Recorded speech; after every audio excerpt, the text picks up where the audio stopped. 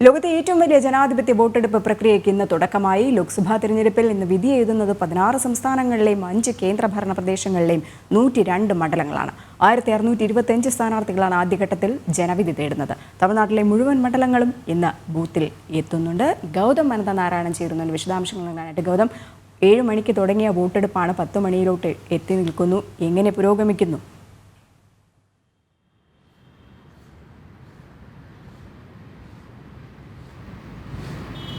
രജനി, മികച്ച രീതിയിലുള്ള പോളിംഗ് ഓരോ സംസ്ഥാനങ്ങളിലും കാണാൻ സാധിക്കും.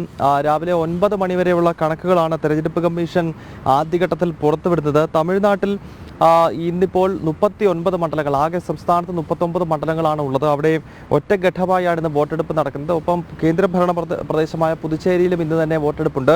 തമിഴ്നാട്ടിൽ 8.21% പോളിംഗ് ഇതുവരെ രേഖപ്പെടുത്തിയിരിക്കുന്നത്.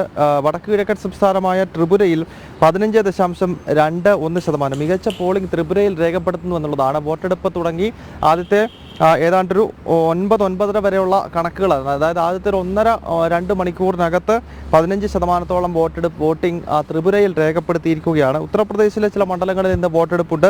12.66% രേഖപ്പെടുത്തിയിരിക്കുന്നു. ഉത്തരാഖണ്ഡിൽ 10%, പശ്ചിമ ബംഗാളിലും മികച്ച പോളിംഗ് 15% രേഖപ്പെടുത്തിയിട്ടുണ്ട്.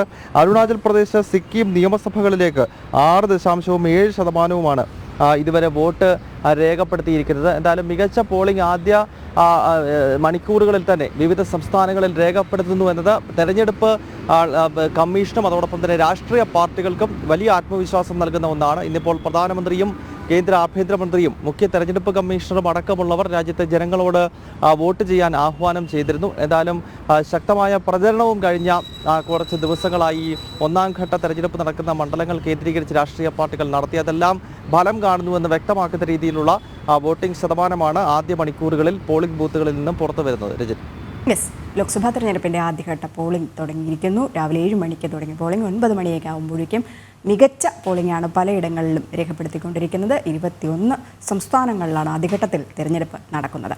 ഗൗതം അനന്തനാരായണനാണ് വിശദാംശങ്ങൾ പങ്കുവച്ചത്.